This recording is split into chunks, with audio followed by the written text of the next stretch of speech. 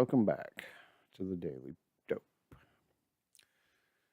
My name is Brandon, and this is your update on the sessions thing. It's kind of like a little bonus update, I guess, because after I'd looked at all this stuff, I was thinking, man, do I really want to do this shit? Do I really want to talk about this story? Yeah, why not? You deserve to know. So as everyone knows, Jeff Sessions had a secret meeting with a bunch of anti-marijuana activists. Oh wait, y'all didn't know? Oh yeah, that's right, because it was secret. They didn't want anybody to know about this shit. But Tom Angel found out, of course. And the AP, was it the AP? I don't know. Let's read this. And I will tell you a little bit about all these people that we know were at this meeting. So this video might get a little long, but it's not going to be like I'm trying to make this as short as possible. Just like obviously this is as short as Tom Angel can make it, but there's a lot to know here. This is interesting shit. This is literally the dream team of Reefer fucking madness. I mean, Sessions had to go to the literally had to go to the La Brea fucking tar pit and dig up some straight up mastodons out of Ronald Reagan's drug war graveyard and put together this team, this gaggle of just dyed in the wool fucking prohibitionists. And as you're going to see, there's like a prohibitionist. Each one of these people have their own like crazy little repertoire, little strength. It's like this. It's like a superheroes kind of movie where you bring in the different superheroes with each one's got different superpowers that they do.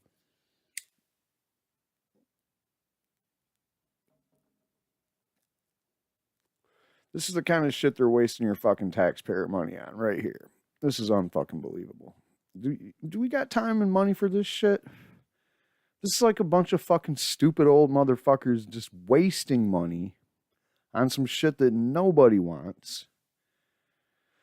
And you better fucking believe with all your heart that they're talking about a major disruption in medical marijuana in America. For all the evidence I've seen, all the things leading up to right now with the FDA and the DEA, everything points to this fucking guy right here doing some kind of fucking stupid ass crackdown in legal states of medical marijuana to set some kind of precedent and scare investors away or scare people from getting into the business. It's such a stupid fucking plan. Because if you do it, you will embolden a black market the likes of which you have never seen before. Because you're going to have actual states saying, you know what, fuck that guy. We're going to keep on doing it, and we're going to protect our citizens from this tyrannical bullshit. I know California's on board. I heard Colorado might. Pretty sure Washington would resist this. In Oregon. So otherwise, anybody else besides those people, I don't know. Massachusetts hasn't been around long enough. Maine ain't gonna. Maine might even go back on the will of the people in the regards that they actually legalize marijuana, ain't trying to arrest people. They might let Sessions come in and arrest people. Who knows? So what's going on here? U.S. Attorney General Jeff Sessions held a meeting on Friday to discuss marijuana and drug policy with a group of activists working to defeat legalization efforts. I think it's a big issue for America. Well, we're not going to read it because we're going to listen to the video. In attendance, according to video of the opening introductions captured by a pool photographer and posted by C-SPAN, were. Now, here's where he really went straight up to Ronald Reagan's fucking drug war graveyard and dug up Edwin Meese III, Reagan's U.S. Attorney General. You're gonna like my little the information I dug up on these guys is fucking it's amazing that these people are still in the work of prohibiting marijuana in such a way that they are going against the grain of everything that we are learning about marijuana. It's like we're actually learning shit by observing and writing shit down and doing scientific experiments and studying shit. And the more we learn about cannabis, the more the shit that these fucking idiots are spitting out is sounding like complete fucking garbage. But here they are, assembled one more time for some last great leap effort that I guarantee you is going to backfire like a motherfucker. So you have Kevin Sabat. We all know who he is. President and CEO of Smart Approaches to Marijuana. Kevin, if you're watching, fuck you. All right? What you're doing is not a smart approach to anything. And all your propaganda is fucking horseshit. Every ounce of it. You definitely don't want to debate me. I've been working on my talking points for 30 years. I learned from the best, Jack Harrer.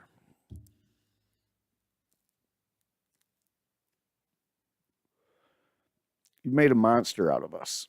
We're sitting back here trying to follow the rules and do things according to the rules that we're slowly making as we evolve out of total prohibition. And fuckers like you are out there trying to throw every wrench you can at it. It's as disingenuous as it gets.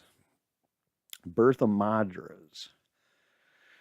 This lady has the biggest axe to grind against marijuana I think I've ever fucking seen in my life. We'll get into her. So she's a former Office of the National Drug Control Policy staffer and a member of President Trump's Commission on Combating Drug Addiction and the Opioid Crisis. And when I show you what she does, it's going to give you an idea as to why she's on Trump's bullshit fucking commission combating the opioid commission, which was total horseshit. It was a big pony show.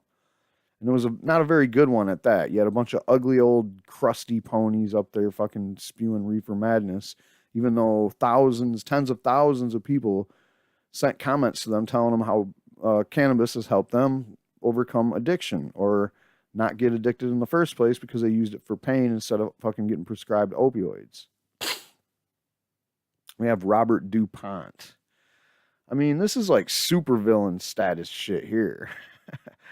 This guy, just the fucking name alone tells you if you're versed at all in prohibition of marijuana history, you'll know that the DuPont family had a heavy hand in the original prohibition of marijuana, specifically because of hemp. Because hemp was about to revolutionize in the. Let me just rewind. Sorry, I'm getting ahead of myself. Hemp got a new invention, the decorticator. And after that, they were like, you know what? This is a fucking $1 billion crop because we can make all this shit dirt cheap out of it and the shit will last forever. Everybody will want to buy it. And one of those things was dynamite and cellophane and shit like that. And DuPont, being the petrochemical fucking barons that they were like, dude, we can make all this shit out of plastic and oil and shit, man. We don't want a fucking renewable source of something to make something out of. That would be too smart. That would be too good for the the environment. Don't destroy the environment enough for us, super fucked up capitalists like the DuPont family. So he's the former director of the National Institute on Drug Abuse, and he'll be chiming in with his expertise on, this is just the most ridiculous list of reefer fucking madness, like icons. Like these, it's almost like, remember Sessions wanted to bring back Dare? He also wanted to bring back every fucking other aspect of prohibition and put somebody in charge of it. And we're talking about marijuana here. We're not talking about anything but marijuana. These guys ain't here to talk about fucking beer. They're not here to talk about heroin or morphine or opioids or fucking fentanyl. They're not here to talk about cocaine, crack, or any of the other drugs that are out there. Methamphetamine. One of the biggest problems on the ground in America is methamphetamine, besides the opioid thing. That's like obviously the biggest thing. But there is another thing, breathing down the heels. The only reason it's not looked at as that big of an epidemic is people ain't actually dropping like flies like they are from the opioids. Because it's not as easy to overdose and die from crystal meth.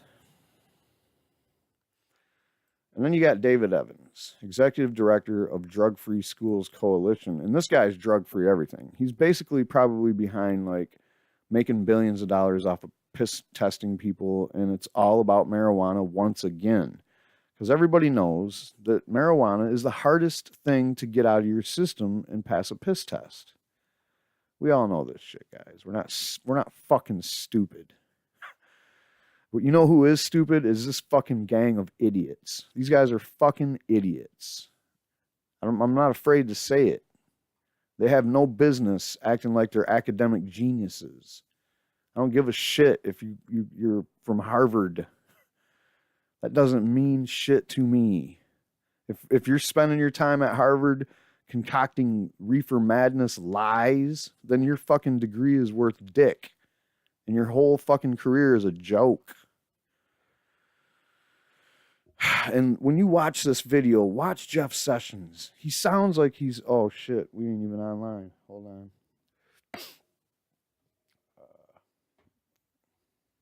You might see something. I'm going to get this right out of the way. Okay. Bear with me, folks. I'm sorry. At first I thought, oh, yeah, I don't need to be online.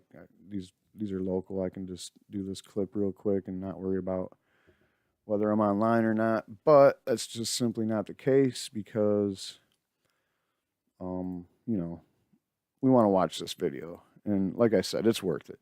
It's worth this extra minute here. Normally I would edit this out, but I don't think I'm just going to get this shit right online, man. You need to see this as soon as possible. So let's listen to Sessions. Look at this guy. Is there something wrong with Sessions? Is the guy healthy? Is he of sound mind? Keep that in mind. The first time I watched it, I'm like, is this guy on fucking heroin or fentanyl or something? Watch this guy.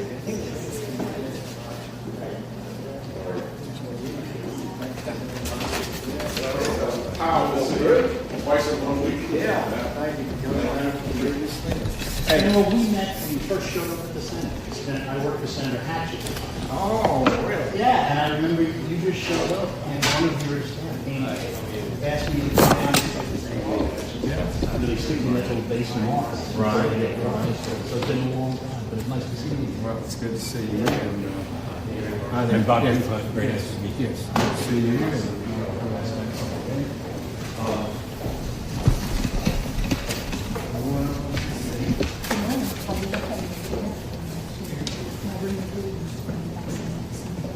These guys are like, to these fucking prohibitionists, Jeff Sessions is a goddamn rock star. Baby, nice to see you. Access is everything. Even in DC, where these people rub elbows all the time. Hi, Larry Bread. I'm an intern at the Heritage Foundation. The Heritage Foundation, by the way. This meeting is being brought to you by the Heritage Foundation, being held at the Heritage Foundation by Foundation Board members. The Heritage Foundation is a right-wing think tank. I believe they're fully funded by the Koch brothers and other right-wing, power players in the big rich lobby world of basically people that own the fucking government. You know how we can never seem to get anything done for the people in this country anymore, and it's always just like handoffs to the big corporations? The Heritage Foundation is exactly fucking why. The Heritage Foundation, they're responsible for Obamacare. Not the good parts of it, like the individual mandate and shit that protects people and, I'm sorry, I said the individual mandate is literally the most right-wing thing about Obamacare. And of course the Heritage Foundation invented that. You know what they didn't invent? They didn't have pre-existing conditions. That wasn't their idea. Their idea was not to make sure that everybody could get insurance, even if they was already had some kind of a medical problem. So yeah, Heritage Foundation brings you this. That got his attention. Even a beneficiary.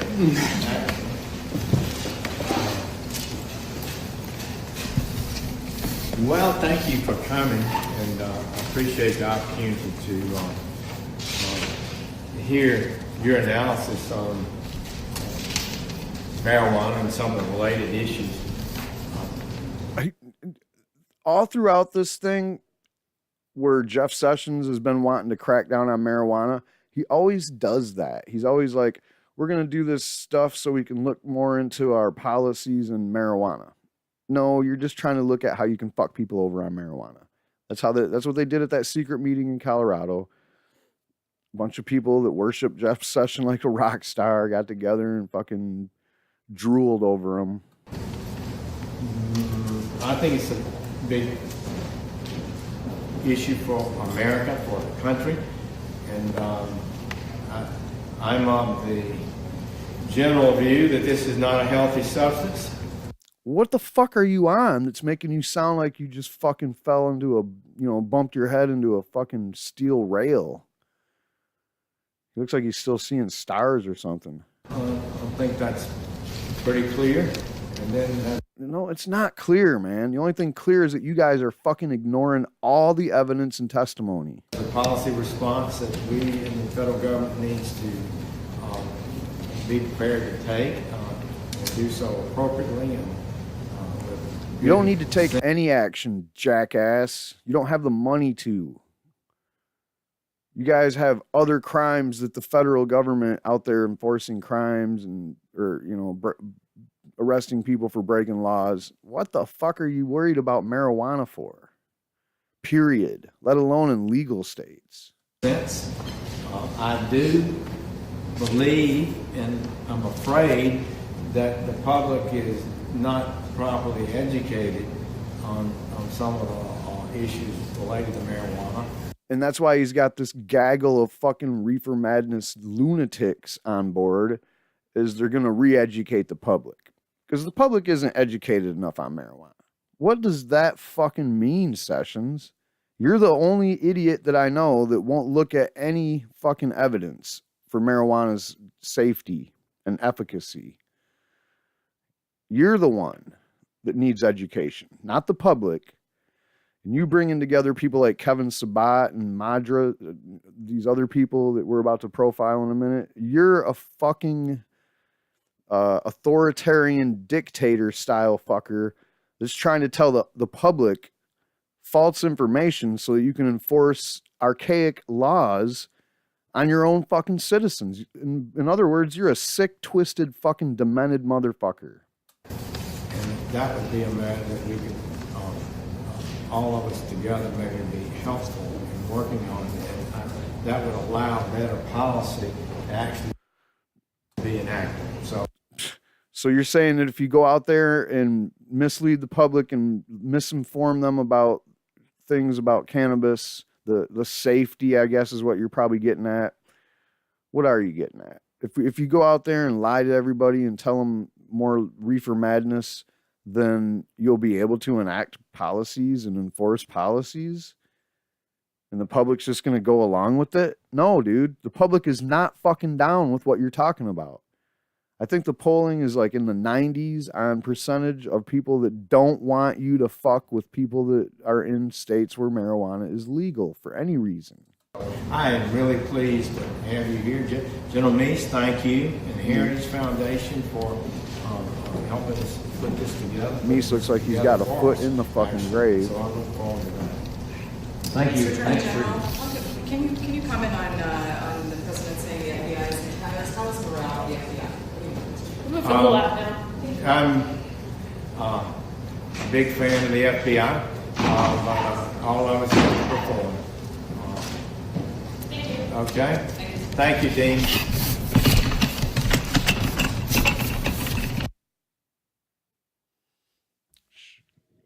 Screenshot of that.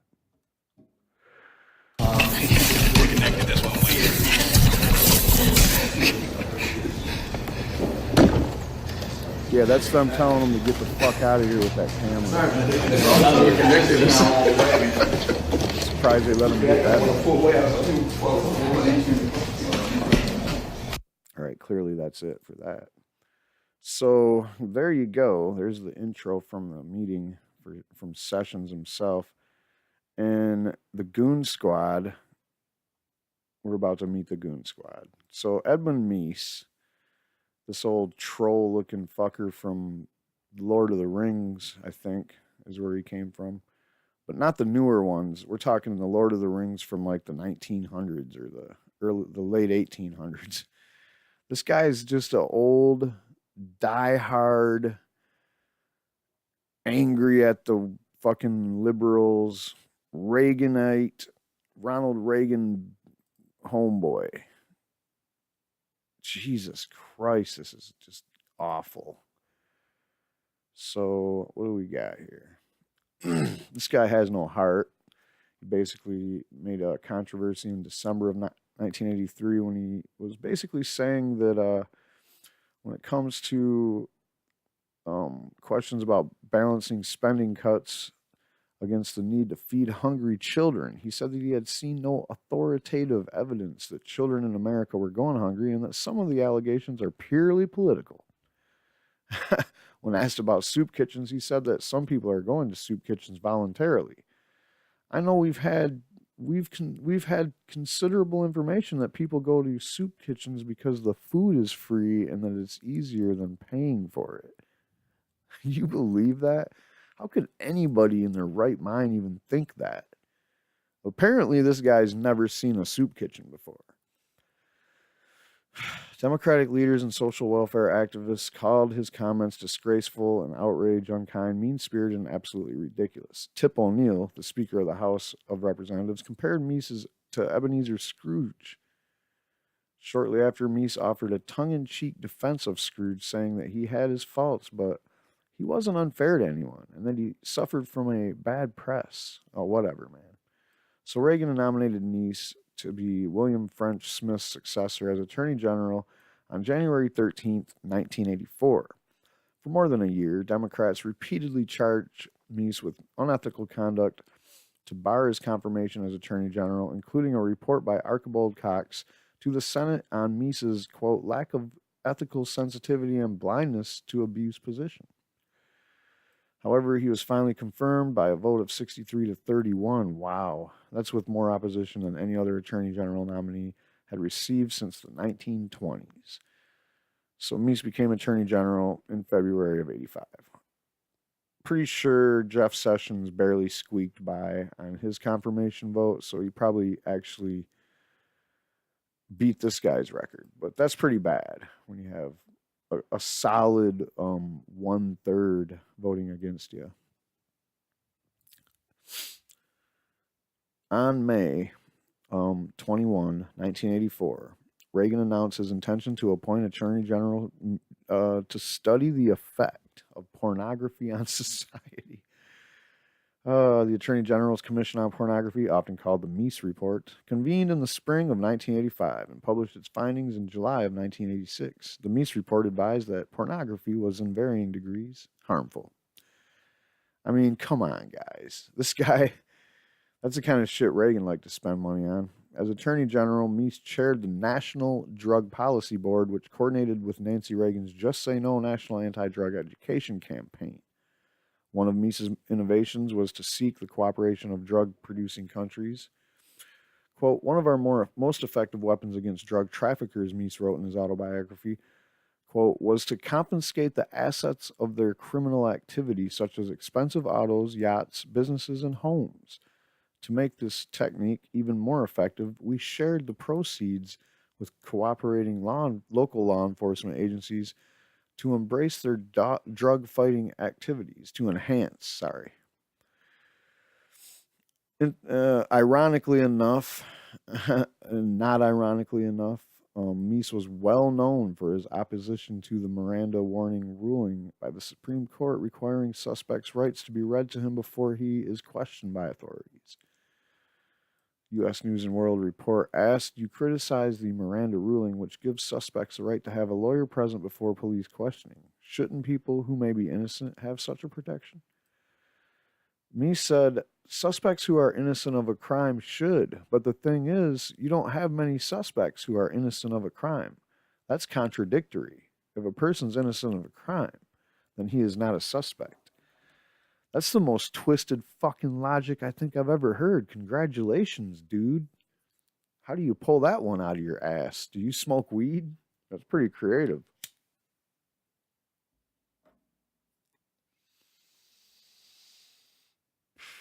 The guy's a piece of shit.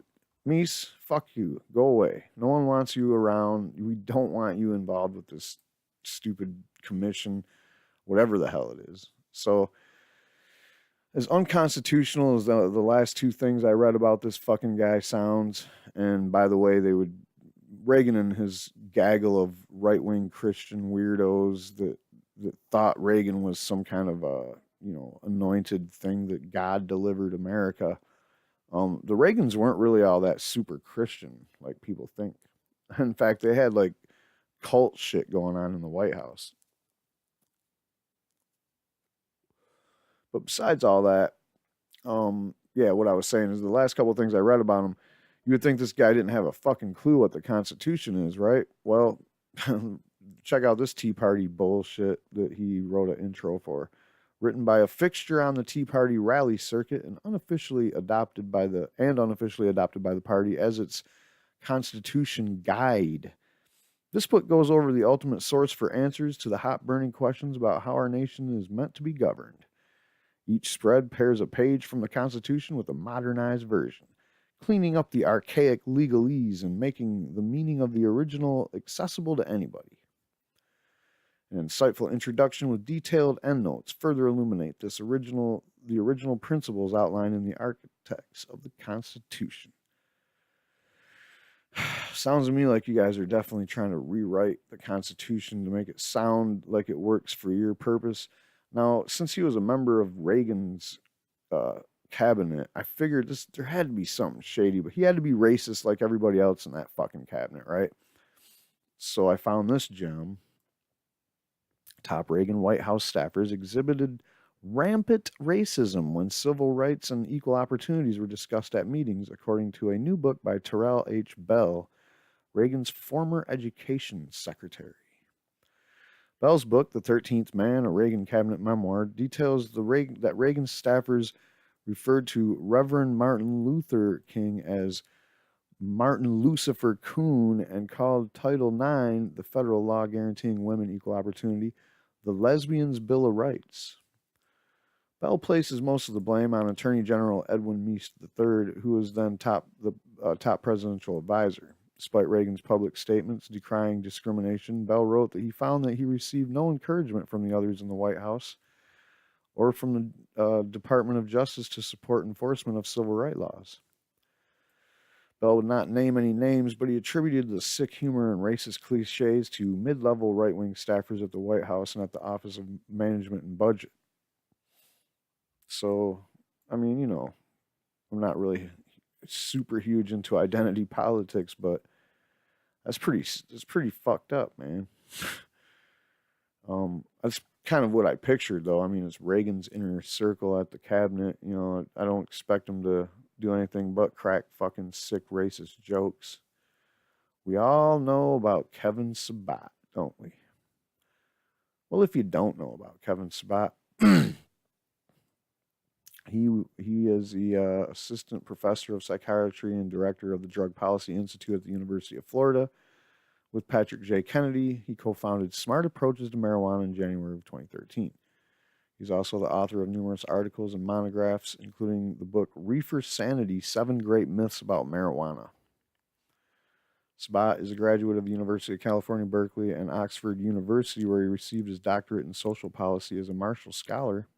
He is an opponent of drug legalization and spoken on behalf of the Obama administration on the subject. After leaving the ONDCP after 2.5 years, he became a consultant and a professor.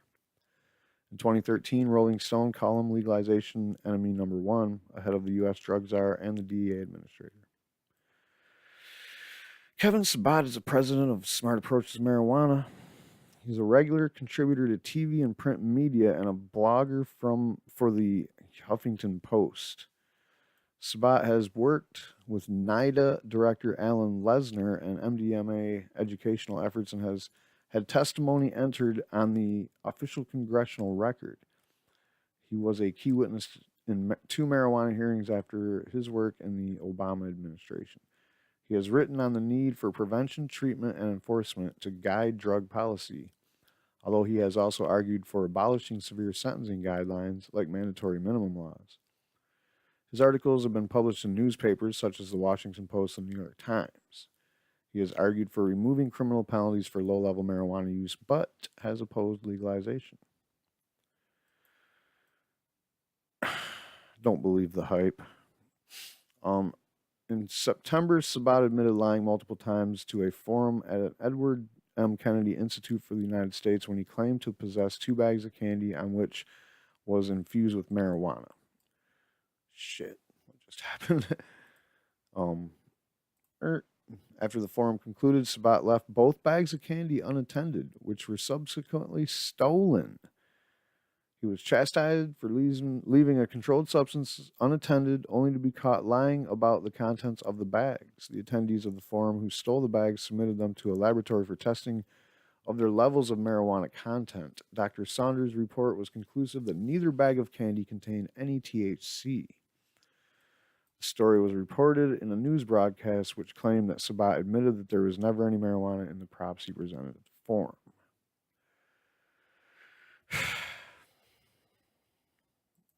You mean that? Yeah, that's pretty fucking funny. And then there's this guy. So Kevin Sabat should have gotten that was in Massachusetts, or where did they say that was? He should be in jail. Oops. I keep pushing buttons. So where were we? We're talking about Kevin Sabat, and yeah, why were we? Why should we? You don't want to hit the wrong button. Okay, we're good. Bertha Madras. A quick skim of her initial search on Google for marijuana finds that she's not about legalizing marijuana. She don't even like the idea of medical marijuana. She goes to Harvard. She's a Harvard professor, PhD in psychobiology in the Department of Psychiatry. Psychobiology.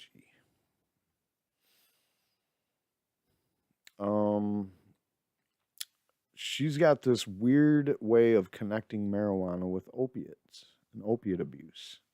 And I think that's her superpower here, or, superhero power. Remember how I was talking about it? This kind of looks like the damn superheroes are gearing up for a fight against some fucking outer world enemies that are coming to attack the planet, Dr. Madras is a professor in psychobiology in the Department of Psychiatry, the chair of the Division of Neurochemistry at Harvard Medical School, Harvard University. She served as an associate director for public education in the Division on Addiction at Harvard Medical School. Madras has published research in the areas of drug addiction, particularly the effects of cocaine, ADHD, and Parkinson's disease. Madras served as a deputy director in demand reduction for the White House Office of National Drug Control Policy. She was nominated by President George Bush in July of 2005 and unanimously confirmed by the United States Senate in 2006. Let's not forget, they forgot to mention on that Kevin Sabat wiki that maybe it says it over here or something. He worked at the White House. Oh, shit, that's just going to take you to the White House. Anyway, he worked at the Office of National Drug Control Policy as well. He was the drugs czar, I think, under George W. Bush, and he was an advisor under Clinton. So he worked at the White House under 3 presidents. They just mentioned Obama. Excuse me. I can't clear my throat, so sorry about my voice. And that shit. All right, so hold on.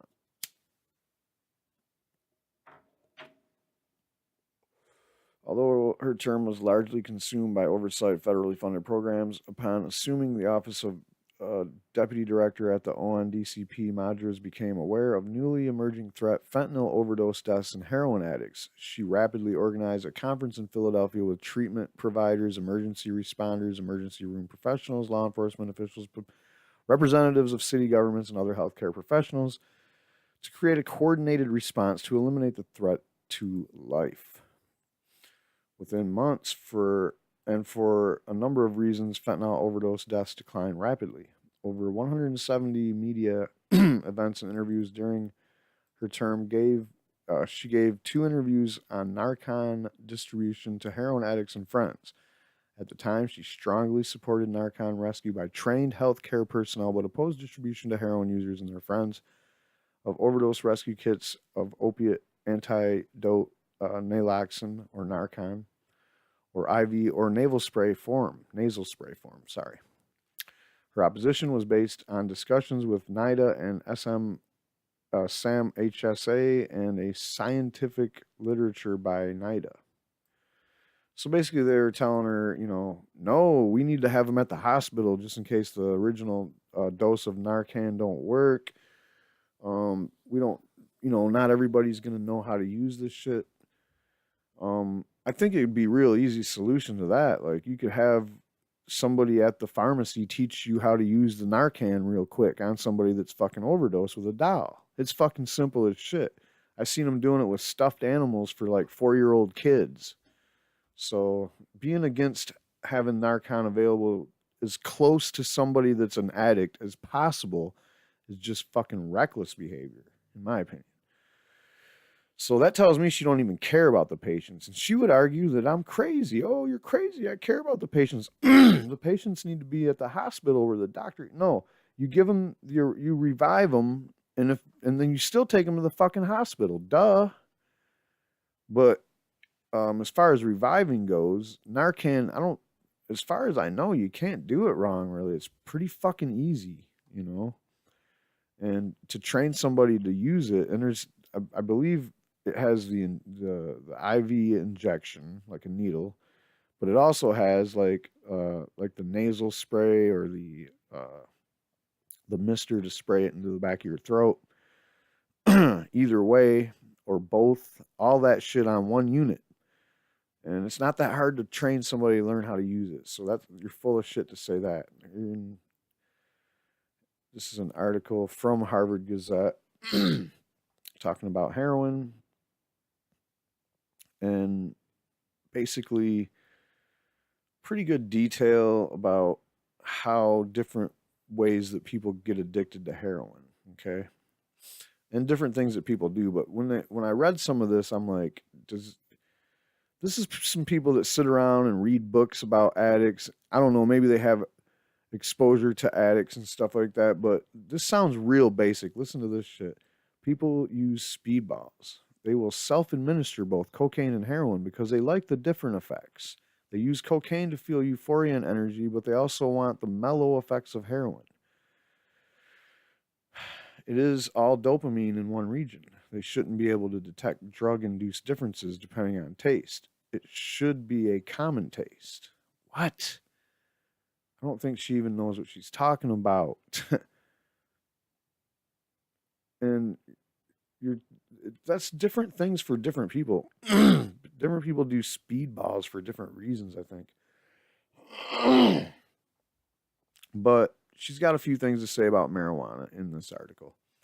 So she says the science behind who becomes addicted is imprecise, but several risk factors have been identified. One is early marijuana use. Madras cited a study of identical twins that showed that if one used marijuana before age 17 and the other didn't, the former had a much higher prevalence of heroin addiction. That's the dumbest fucking study I think I've ever heard in my life. It's like you act like human beings are just machines, you know, like, and they have absolutely no cognitive ability to make decisions based on anything else other than, oh, yeah, I got high. Now I'm going to be prone to getting high. So where's the fucking heroin? I don't believe your study, this twin study, at all. And it's pretty sad how you guys pour over all the data for all these people that had to fill out stupid fucking forms. And what this comes down to is that classic question on the forum is, have you ever used marijuana? And, you know, these forms are being filled out by all kinds of people. And a lot of these tests that she's looking at that I've seen have one thing in common. Marijuana is never the only drug. When they're, well, oh yeah, marijuana does this, but also cigarettes and alcohol. So just don't give me your credentials. I studied more than you, so I'm smarter and you don't know shit, is what she would tell me.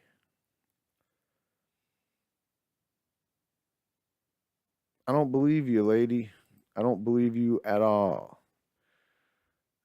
Here's one reason why. She discussed the importance of using science to inform the public about marijuana's harm. And she had to dig into the fucking alley where the rats hang out to find studies that would support her crazy theories. This is not a war on drugs. It's a defense of our brains. No, it's a fucking war on people, you idiot. It's a war against the citizens of this country that are your fellow citizens. And people that are getting arrested for marijuana are political prisoners because people like you continue this fucking narrative that makes marijuana sound like some kind of evil, sinister fucking substance that once you smoke it, you're going to fucking go all crazy and do all kinds of crazy shit. But this lady's specialty is you're going to do heroin. You smoked weed, especially when you were younger, you're going to do heroin. That's all there is to it. Remember, somebody said something about she works with these people a lot. The Community Anti-Drug Coalitions of America. So this is like all kinds of people, like represents 5,000 community coalitions across the U.S. to prevent youth substance abuse. In such countries as all these. Hey, not Paraguay, but Portugal. Where's that at? How come we don't have anything in Portugal? Oh yeah, they legalized drugs and now there's no drug problems. But wherever you guys seem to be concentrated the most seems to be where all the drugs are at. You got your Mexican drug cartels over here with all your cocaine manufacturing and delivering over here. Who knows what you got going on over here or over here and even over here. I hear there's a lot of heroin over in here and there's a lot of meth over this way. But whatever. I mean, I'm not knocking you really too hard. But what these people are doing is they're acting like that their biggest, strongest message is to prevent youth substance abuse, like it says here. And what they're doing is nonstop beating the drum that marijuana is a gateway drug that leads to heroin. It's like, it's ridiculous, dude. It's almost like we got a whole career laid out for you just so you do this. The World Federation Against Drugs is where I found this tidbit. And this is a presentation that she gave at something. I don't know what this is exactly. But this is obviously a presentation she delivered. Professional Madras focuses on how cannabis smoking can affect the behavior and brains of children. Preclinical test studies show that the use of cannabis before pregnancy may have adverse effects on future children. This is absolute garbage. And this is one of those things where they turn the lights off and this old lady gets up there and starts, now here we go. We have marijuana and opioids, risks for the unborn and the born, nations at a crossroads in drug policy, scientific evidence increasing that marijuana is unsafe. Hey. Marijuana movement louder, safe, harmless, beneficial. Yeah. Guess what? You know who's winning this argument? The people that are right. All right? I'm over here like, hey, I can list the benefits of cannabis, but you don't give me enough space. Under here, you can list the dangers of marijuana, but guess what? There is none. And then, even if there is any, there's only like the ones that you keep talking about nonstop. That it causes mental problems, that it causes you to fucking freak out, which it absolutely does not. You say it causes brain damage and developmental disabilities with kids that smoke marijuana at a young age. That's horse shit. This lady, Madras, she's talking about how marijuana will shoot you straight into heroin. You know, you're going to use heroin. You use marijuana when you're younger, you're going to use heroin. I don't know if that's, this is just unbelievable. I guarantee you that I'm going to get some blowback for this video. Maybe. I don't know. This is just too much shit to talk about. Like, look at this shit. I'm really just trying to skip through here, but every one of these slides I want to talk about.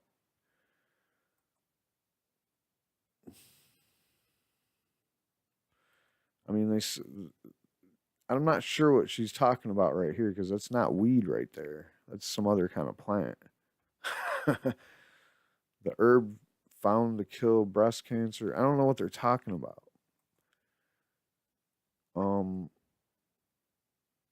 They're acting like, okay, we have these plants that people used to use as medicine.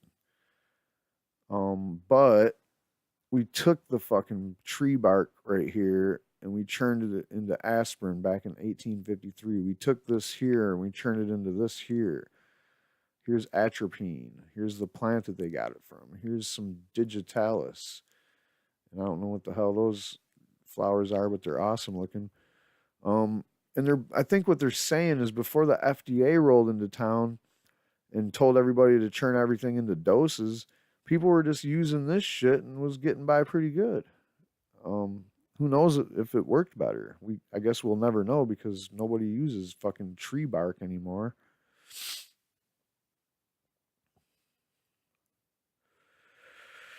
Yeah, they're saying that people basically used a bunch of drugs that weren't proven to do anything and, people died or didn't work, toxic this and dangerous that. You know what though? These are all during the eras after marijuana was illegal, after cannabis was taken off the shelves. That was what people were using for all these things before they made marijuana illegal and cannabis got taken off the shelves. So your chart is kind of backfiring on itself. Your slides are shit. You don't know what the fuck you're talking about already. And we just got started. And I don't even want to be doing this. Like I said, I wanted to make this video short and sweet, but it's hard to ignore this shit, man. Consumer protection, a critical role. The FDA, we don't believe anything they say. We don't trust them. So what are you trying to say about the FDA? They don't get a pass here. They're fucking just as guilty as the DEA.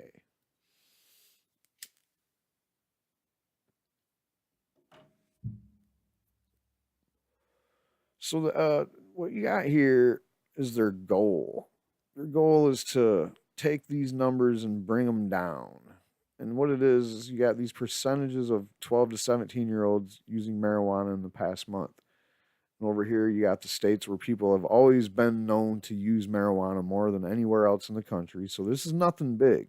And these numbers have not increased in states where it was legalized. Nothing like that has gone on. These numbers have basically stayed the same for the last God knows how long, forever. And I've noticed that some of her studies and charts and shit are dated, to say the least.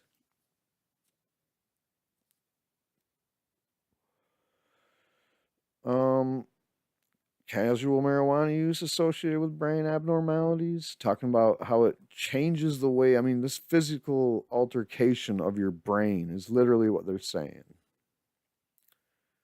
And then they're saying this is all the different things that's going to fuck you over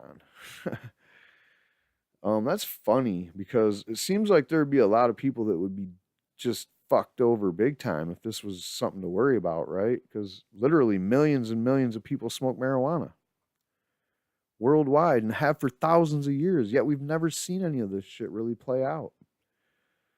Now, this is funny how they adjust numbers and trick charts out a little bit. This one says marijuana involvement in drivers who died within 1 hour of a crash.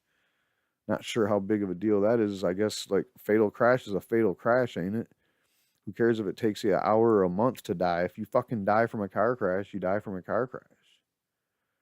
Why is marijuana involvement a fucking phrase? Are you saying that they were fucking using marijuana? Now, study is literally called Trends in Alcohol and Other Drugs Detected in Fatally Injured Drivers in the United States, 1999 to 2010. This doesn't even, it's a totally irrelevant chart. It doesn't tell us anything about current day, and it's just marijuana going up. Who cares?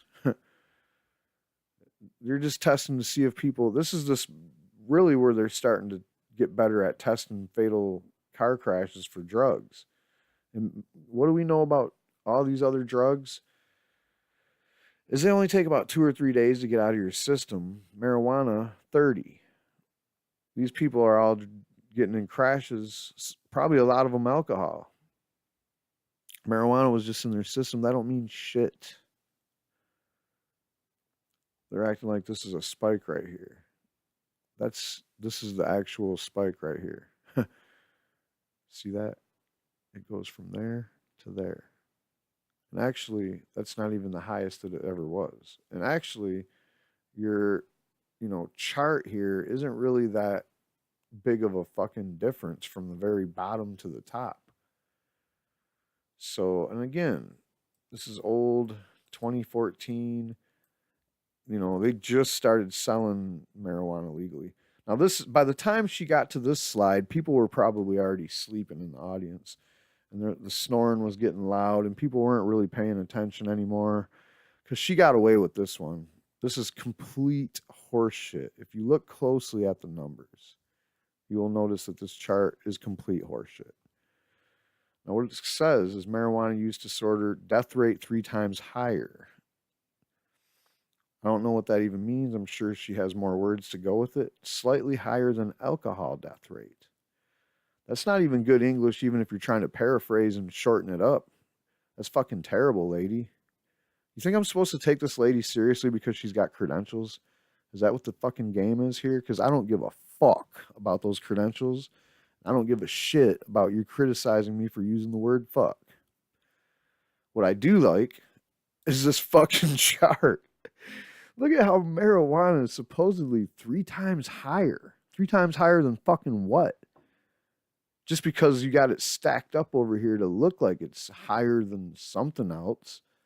We look at the numbers and it's 46,000 for marijuana, which it should be 0. And I mean, what are they talking about again? They're talking about marijuana use disorder. Substance use disorder is what SUD is. Opioids, you have, and this is like people that die because substance use disorder, let's realize what that actually is. Substance use disorder is when you take so much of a substance that it kills you. Now, this could be all at once, or it could be over a period of weeks. like methamphetamine. Like people take methamphetamine, stay up for days, and they don't drink or eat right, and the next thing you know it, they fucking have a heart attack or some kind of way they die. You know, it happens. But now, what in the hell is this number? Where do these numbers come from? Slide courtesy of Bertha Madras, and adopted from Callaghan, R.C. Cunningham. I don't know, a bunch of names of people. All cause mortality among individuals with disorders related to the use of methamphetamine. A comparative cohort study. What in the hell is this even about, dude? But she was saying that this marijuana was 3 times higher than something. And as you can see, it's the lowest number on the chart. It's sitting at 46,000. Cocaine's sitting at 48. Alcohol's sitting at 582,000. I think that's a typo. It's got to be a typo. How could that be that high? Is that yearly? Because holy shit, I didn't know we had that big of a problem. And if this is from 2012, opioids didn't kill 67,000 people that year. So I call fucking mulligan on this whole slide right here, but I'll give you a do-over if you could fix it, clean it up, and then run it back by me so I can rip the fuck up out of it one more time. Because no one's ever died from marijuana use disorder. And by the way, marijuana use disorder isn't a fucking real thing. So that is complete shit. Let's not fucking get it twisted, people. When you say mortality rates, you literally mean that somebody's dying because they did something. So you're fucking just absolute bullshit here. These guys are sitting around having their little meeting and talking about whatever they want, you know, like getting excited about how they're gonna fucking go kick someone's door in and make marijuana a crime in Colorado again or some shit, you know, whatever. They're gonna, when you see medical marijuana patients on the ground with fully automatic rifles on their heads and cops kicking doors in of dispensaries again, when we see all that happening nationwide because the feds are cracking down, there's going to be a fucking serious outcry. Like, that's nothing, nobody wants to see you guys. Like, are you guys seriously thinking about doing something stupid like this?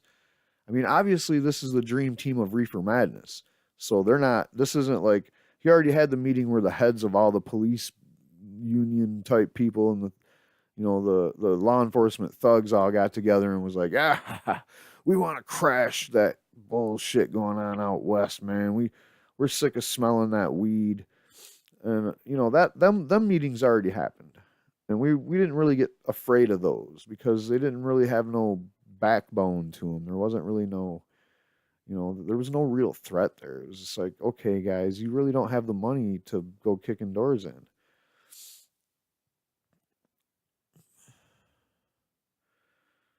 So they actually get a little bit into the endocannabinoid properties of the human body and maybe, you know, the brain.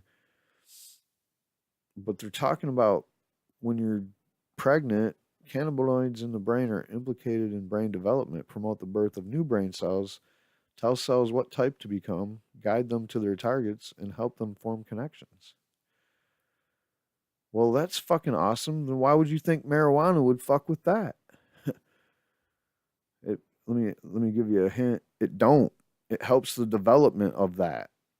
It has, so whenever they tell you that marijuana affects the development of the developing brain by fucking it up, they're lying because it's the exact opposite that we know is true.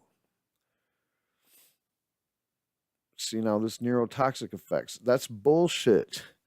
THC is a neuroprotectant, and so is CBD. Both changes appear soon after marijuana use. That's just you being high. It's not function of the brain. The brain function, the brain's like, okay, cool, I can relax a little bit. It isn't like total fucking shutdown mode or like, whoa, dude, I'm fucked up off that weed. I can't do shit. And here, I love it when they do this on slides. See, that would look great without a question mark, wouldn't it? that would really help their cause out if it didn't have a fucking question mark on the end of it. And whenever you see that, that's because they're trying to push a false narrative. Like this one here, early onset cannabis use and cognitive deficits. What is the nature of the association? You're trying to invent one, but there isn't one. And there isn't even a connection between the two. You don't have any proof of this, guys. You don't have any action where the cannabis is causing this thing that you're saying. And nobody's ever witnessed it. Nobody that I know of knows of anybody that this has happened to. And when I say that, like, I've been smoking weed since I was a wee little kid. And it just happens that nobody happens to, like, know anybody that smoked weed and I guess you're just saying turned fucking stupid. Is that what you're saying? People smoked weed when they were younger and then they just fucking they just went dumb. Learning deficits. They just couldn't learn anymore. Was it learning or was it getting brainwashed? Because there's a difference to me. Now, if you're talking about learning and having critical thinking skills and knowing what's going on around you and observing things, that kind of learning, marijuana actually enhances that shit. All right? If you're talking about being brainwashed into believing in fake fairy fucking shit and, you know, wizards in the outer space that created Earth in 7 days, maybe that's the stuff that people that smoke marijuana aren't trying to sit around and learn because they know it's bullshit and they're like, what are you talking about, dude? Leave us alone. And then they got these scare tactics. This is all Madras too. I don't know why I said they. These slides just get crazier by the minute. Addiction to marijuana or alcohol. 5 times higher if teenagers start using at age 14 or less. So I guess I proved this all these lies true, you know, like I'm drinking a beer as we speak. But whatever. Addicted as I may be to beer, I don't think I have a beer problem. All right. I drink like a couple beers here and there. It's not something that I get a buzz off of or really care to even bother with discussing otherwise, you know. I don't see it as a problem. It's not very expensive of a habit.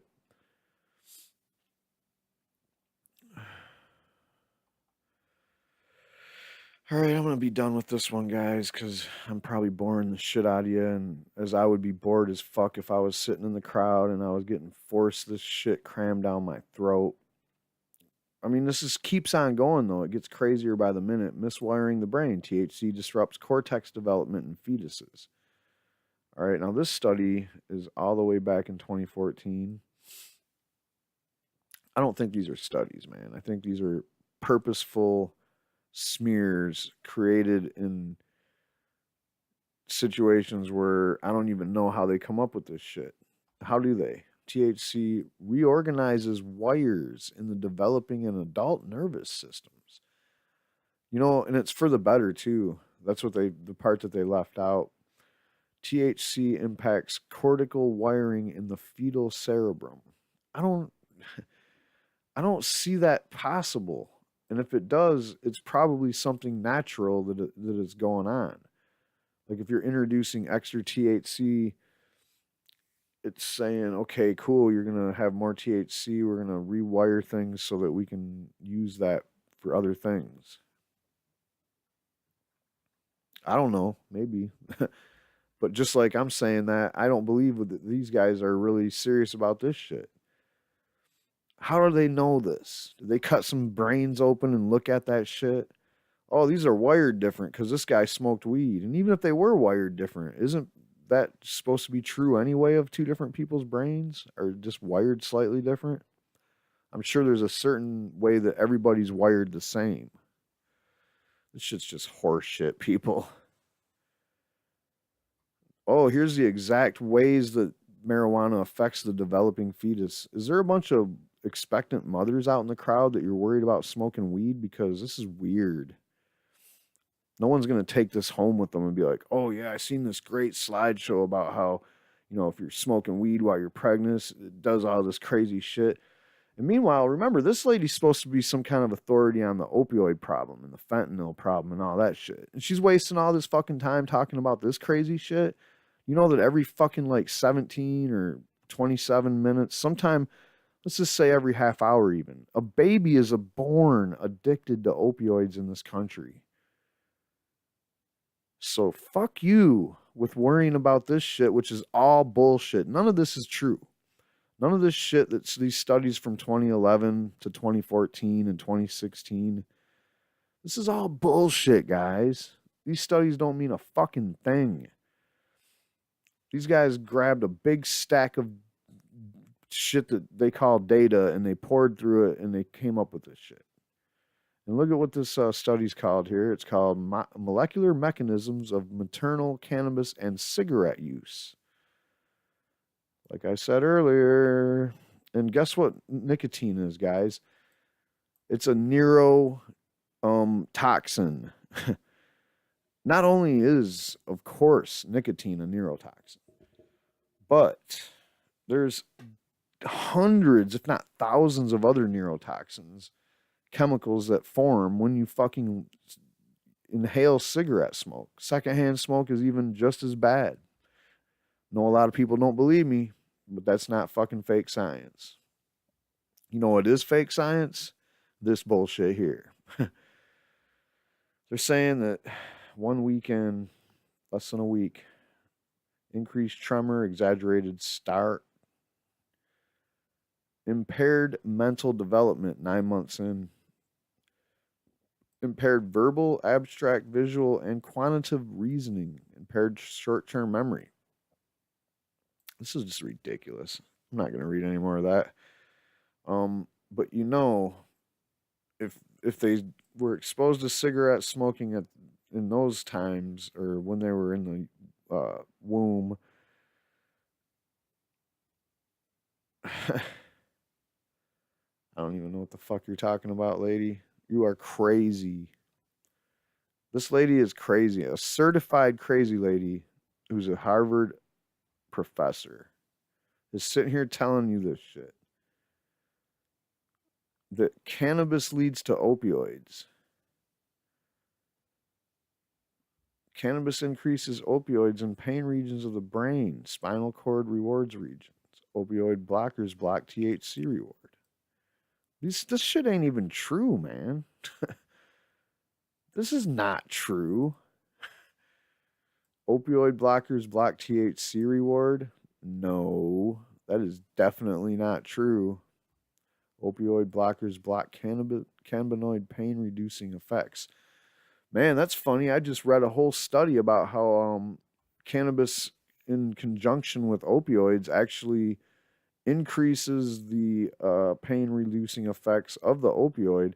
And in fact, there's actually studies of people that are reducing the amount of opioids they take.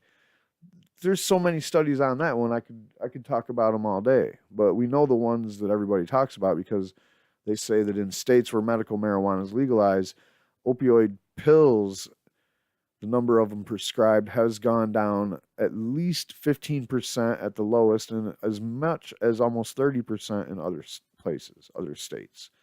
And that has all to do with access.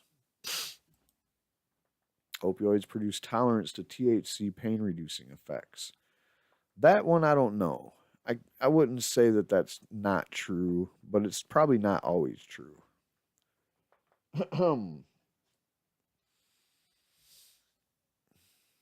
And this is all bullshit too on the other side of it. I don't believe any of it, but I don't think THC is really all that useful when it comes to opioid withdrawals or needing pain relief that you can only get from opioids, because you have a THC, you have a cannabinoid deficiency as it is.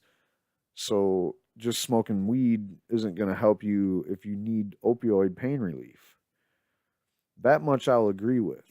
But these are just real anecdotal things that you can surmise, right? This shit here is just contrived, just pulled straight out of fucking thin air. That's what I got out of that.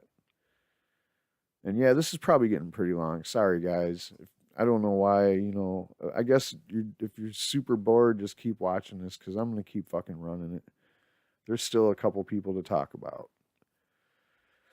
So marijuana to opioid addiction. Twins. Here's the twin study we talked about earlier, and I don't believe it. Again, I don't believe a fucking study like this is going to really tell you anything useful. And then this one here is the rat study.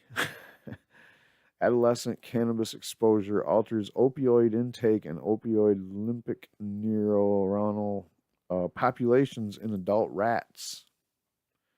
They're shameless about using these rat studies to scare people about marijuana. And it's all about you're gonna do heroin. If you're smoking weed, you're going to heroin. If your mom smoked weed when you were in the womb, you're gonna do heroin. Parental THC exposure prior to conception primes the brain of the offspring to respond more to heroin during adulthood. That's the most absurd thing I've ever heard.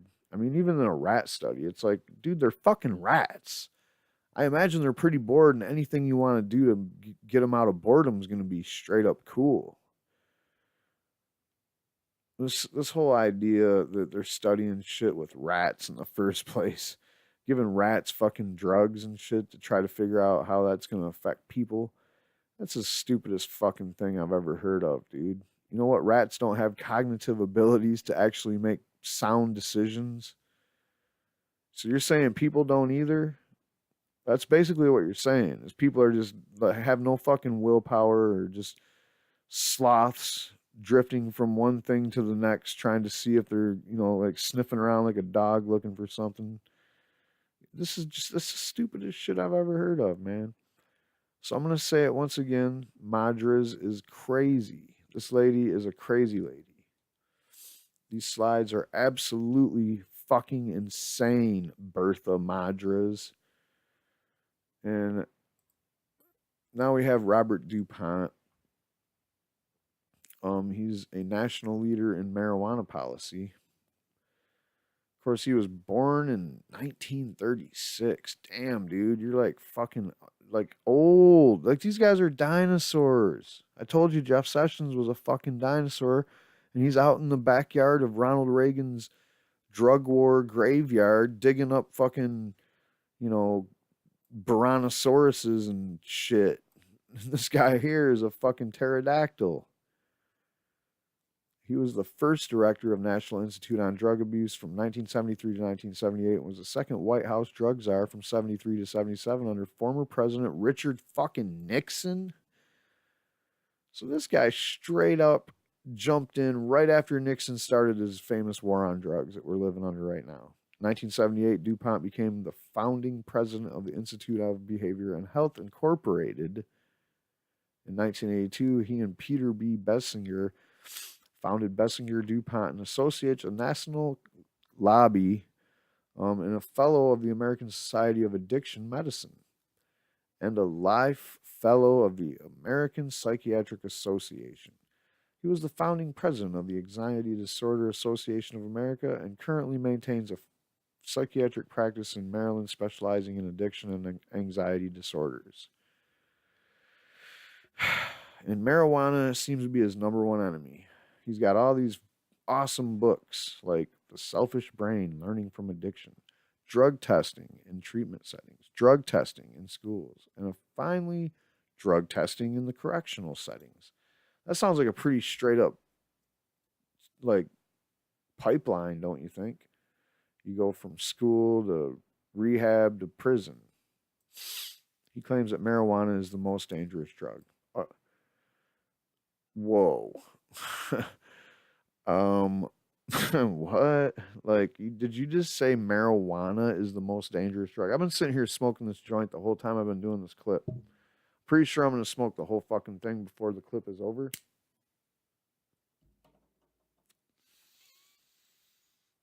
And I'm going to have to agree with you.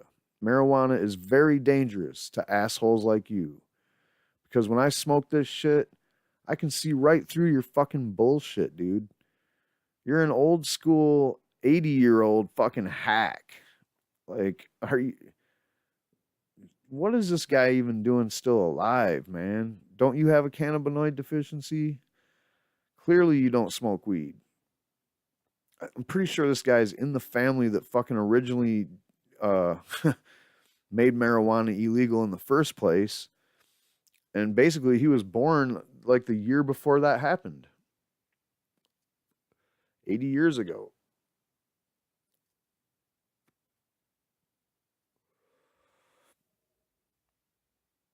That is at odds with current scientific consensus regarding both illicit drugs such as alcohol and illicit drugs such as heroin, cocaine, and methamphetamines, which we just seen on that awesome fucking slide that Bertha provided for us, which showed the, you know, fact that 500,000 people die of alcohol.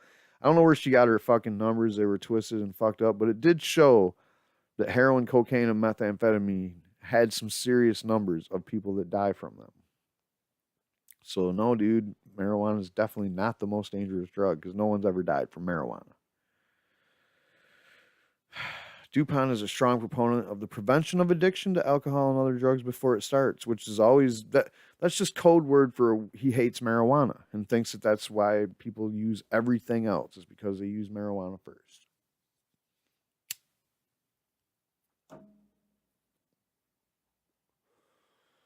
Here's where it gets dicey. In 1981, he served as a paid consultant for Straight Incorporated, and that is insanely shady.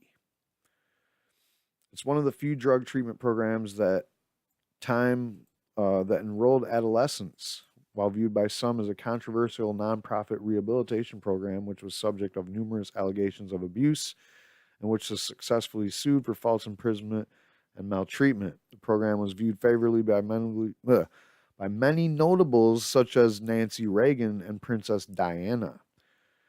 Notables to who? I don't fucking care about Nancy Reagan or Princess Diana. So their recognition of this just makes me kind of maybe not Princess Diana so much as Nancy Reagan. Nancy Reagan, just say no while selling cocaine to Americans in the whole Iran-Contra situation. Cocaine that we know was turned into crack. They showed people like Freeway Rick Ross how to convert that cocaine into crack. You don't think she knew about that shit? Only Oliver North knew about that shit. I forgot. I'm sorry. Straight Incorporated was a controversial nonprofit that existed from 1976 to 1993 and held children ranging in ages from 13 to 20. Sick shit right here. What kind of parents are so shitty? Mal, you okay?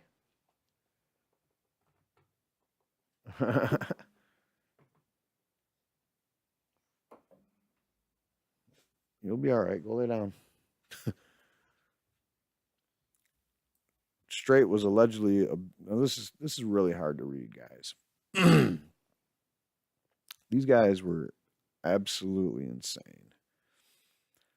Okay. Abusive and purportedly included torture, as well as many crimes listed below. This was the case for almost the beginning of the Straight Incorporated. It was so abusive, according to some high-ranking professionals in the field, that it was the closest thing to psychological murder that they had seen, and worse than a Japanese prisoner of war camp. A member of the ACLU said, they run very close to really performing psychic murder. Straight Incorporated, which included Betty and Melvin Sembler, was as well as Miller Newton, faced criminal investigations from such organizations as the United Nations for Crimes Against Humanity in 2004. The United Nations complaint of crimes against humanity included torture, waterboarding, kidnapping, criminal negligence, withholding medical care, legally removing children from school, fire code violations, illegal host homes, and deprivation of food, water, and sleep. The only reason that the United Nations did not seek to press charges was not due to improper paperwork or lack of evidence. It was a result of the fact that America had not signed that particular UN resolution. No, but they signed the one where they set up the Controlled Substances Act and prohibited all drugs and put marijuana on fucking Schedule 1.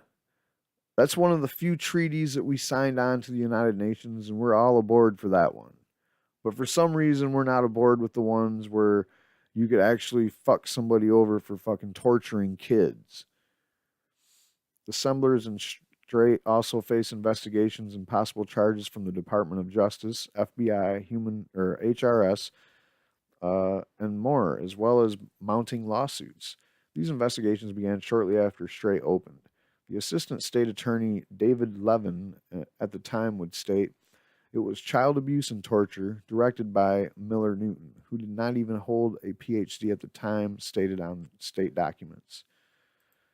Unfucking believable. Miller Newton, as well as Straight, lost all civil lawsuits brought against him. Well, you know what that means. That means they're fucking guilty. And I'm sure it's because they had shit tons of evidence and testimony. Betty Sembler had to know the abuse and torture was happening at the hands of Miller Newton and others. There's no way she could not have known. It was in the media, newspapers. She and her husband had been asked about it, and there were ongoing investigations. Despite the facts, she chose to keep Miller Newton and other abusers on staff, despite the damage, physical abuse, emotional abuse, and torture to the children. Furthermore, she chose to reward Miller Newton with promotions, as well as putting him on the board of Drug Free American Foundation. This again was despite the fact that he had been investigated and was added to the America's abusive priest list. You know what that means?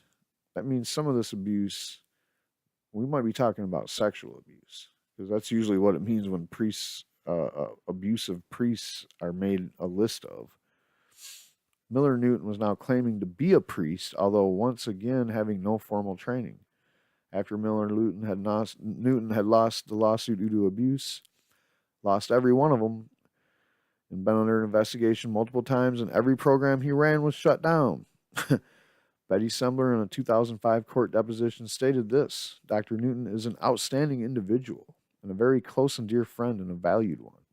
The Semblers and Miller Newton had also lost all lawsuits at the time due to the abuse that took place. And again, those right-wing fucking Christians that are such good Christians, that are Christians, such as George H.W. Bush and First Lady Nancy Reagan, praised the prominent figures in the program. The Bush family is very good friends with the Semblers, didn't you know? So that's the garbage, swampy fucking type of bullshit that our friend over here, Robert DuPont, was involved with over there back in 1981, where he served as a paid consultant. Wow. Paid consultant. And that was in the heyday. Because remember, this article said that they were torturing and abusing kids right out of the gate from 1976 all the way on through. So 1981, well, that was just like right when the rubber was hitting the road, man. Sick motherfuckers, dude. That's all I got to say about everybody that I've looked at so far at this meeting. And this guy's no better. It's David G. Evans. He's the executive director of Drug Free Schools Coalition. Should marijuana be a medical option? Reasoning, he says no, and the reason is there is no package insert for smoked marijuana. You grow your own medicine and you decide the dose and purity. Smoking is a very poor way to deliver a drug. Really? There is no way to calculate the dose of smoked marijuana because there's no way to determine how much is actually being inhaled. Yeah, there is. You take a puff, and if that didn't quite get you where you need to be, you do another one. And like I've been doing through the whole video, you can smoke a whole fucking joint. It's not going to kill you or make you fall asleep or do anything harmful to you. But if you're like me and you need to medicate to make it through the shitty fucking pile of bullshit, garbage, swamp creature fucking dossier, you might end up smoking a whole joint, my friend. So anyway, there's no way for a patient to determine the strength of marijuana necessary.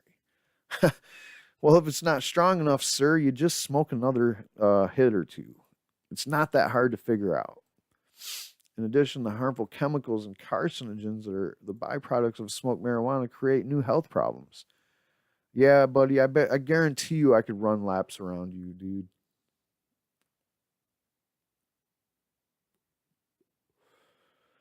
That was his letter to law enforcement. He's got some publications. Designing an effective drug-free workplace compliance program. Drug testing, law, technology, and practice. Kids, drugs, and the law. He has appeared on C-SPAN, Fox News, CNN, and many other fake news pushing fucking corporate pieces of shit propaganda machine. Here's the awesome website for the Student Drug Testing Coalition. Look at this beauty. This 1992 gem. Oh, wait. Maybe 96. The links light up. Yeah, that's some HTML right there. Actually, this looks like it was updated as soon as May of 2008. Like, dude, have you ever heard of Front Page? I don't know, because this looks like it was made in like some front page from the 90s for real, dude. Like, oh my God. So I take it you guys don't have a whole lot of funding for this shit, which would be surprising because drug testing is a big lucrative industry. Oh, and he writes too. Isn't that special? And he wrote this for the Christian Science Monitor, probably the best publication ever. I mean, I read it all the time, but nah, never. I've never even read it. Put our kids first, Mr. Holder, and enforce federal law against marijuana.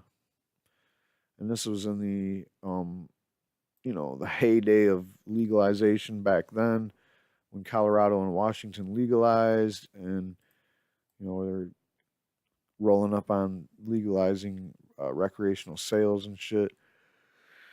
And so there was like,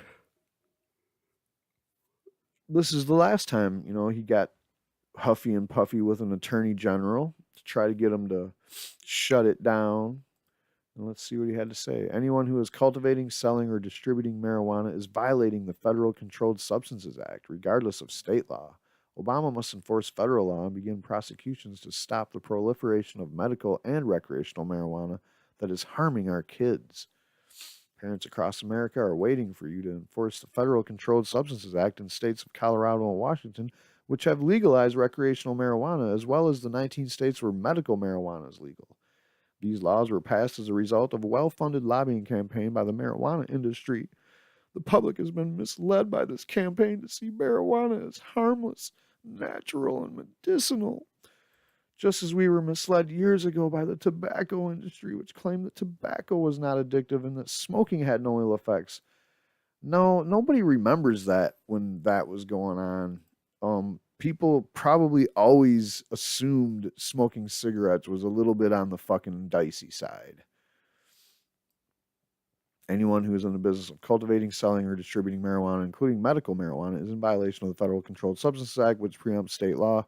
You must enforce federal law and begin prosecutions and stop professional or proliferation of medical marijuana stores and widespread recreational use of marijuana. I also urge you and President Obama to use the bully pulpit to make parents aware of the dangers of these pro-marijuana laws and blah, blah, blah. And he's beating the medical drum a lot. And he talks about teens who use marijuana are more likely to engage in delinquent and dangerous behavior and experience increased risk of schizophrenia and depression. No, they are definitely not. And where do you get that shit from, man? Despite arguments by the drug culture to the contrary, multiple studies show that marijuana is addictive. Not very, though. Marijuana is the #1 drug causing young people to enter treatment. That's because it was mandated for them to do so in every case. And I've done clips about it. They make you go in there and they make you Swear under oath that you're addicted to marijuana. And then the judge will be like, okay, I'll let you go to rehab instead of juvie or jail or whatever the fuck they threaten them with. Instead of the guillotine. There has been a substantial increase in people in treatment for marijuana dependence. No, there hasn't. Marijuana use also damages the American economy. Employees who this is alcohol you're talking about here. Employees who test positive for marijuana have a 55% chance of industrial accidents. Not true. 85% more injuries. And they have absenteeism rate 75% higher than those who have tested negative. This is all bullshit. Where again, data studies, and I don't think you can really doubt for 1 second that those are some stacked ass numbers. Science and experience say that passing medical marijuana legislation is bad medicine and poor policy. A past evaluation by several federal Department of Health and Human Service agencies, including the Food and Drug Administration, Substance Abuse and Mental Health Services Administration, and National Institute on Drug Abuse, concluded that no sound scientific studies support medical use of marijuana for treatment in the United States, and no animal or human data supported the safety or efficacy of marijuana for general medical use. Boy, I'm glad they don't roll that one out anymore. Do I even want to read any more of this? Medical marijuana is generally a ruse for recreational use of marijuana. Let's look at the 2 states that medical marijuana dispensaries, Colorado and California. Who is really getting medical marijuana in Colorado? As of December 31st, 2012, there was 108,526 people getting medical marijuana. Of those, 94% were treating pain and 16 are treating muscle spasms. Huh? That math is not working out very good. 94 and 16. These are very subjective determinations. Very few are getting it for serious conditions such as cancer, 3%, glaucoma, 1%, and HIV/AIDS, another 1%. So you just added 5 more percent to this already over bloated fucking number, which was already sitting at 110. So we're at 115% of all medical marijuana patients. The average age of a cardholder is 41, and 68% are male. 37 patients are under the age of 18. So again, your math didn't work. That would be 105.